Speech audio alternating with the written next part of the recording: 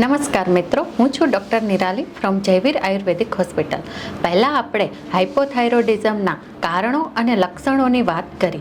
આજે આપણે તેની ટ્રીટમેન્ટ અને પરેજી વિશે વાત કરશું. ટ્રીટમેન્ટમાં જોઈએ તો મુખ્ય 2 પોઈન્ટ છે. એક, મેટાબોલિઝમ ઇન્ક્રીઝ કરવું એન્ડ સેકન્ડ, થાઇરોઇડ ગ્લેન્ડને સ્ટિમ્યુલેટ કરવી. મેટાબોલિઝમને ઇન્ક્રીઝ કરવા માટે સવારે ભૂખ્યા પેટે વ્યાયામ કરવો જોઈએ. આપણે જે ફૂડ બનાવીએ તેમાં આપણા જે મસાલા છે, જેમ કે હિંગ, આદુ, ધાણા જીરું, સૂંઠ પાવડર, મરી પાવડર, લસણ વગેરેનો ઉપયોગ કરવો જોઈએ. આ ઉપરાંત તમે પુનર્નવા, ગોખરું, ગળો, સૂંઠ, ધાણા વગેરે ઔષધિયુક્ત પાણી દિવસ દરમિયાન લઈ શકો છો.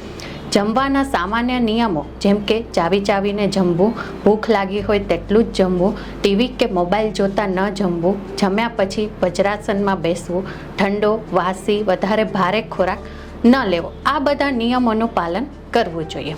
હવે આપણે જોઈએ કે થાઇરોઇડ ગ્લેન્ડને સ્ટિમ્યુલેટ કરવા માટે શું કરવું. તેના માટે ઉજ્જાઈ અને કપાલભાતિ પ્રાણાયામ કરવા જોઈએ. હલાસન, ભુજંગાસન અને સૂર્ય નમસ્કાર કરવા જોઈએ. આ ઉપરાંત તમે ગરદનની 8 સ્ટેપની એક્સરસાઇઝ કરવી જોઈએ.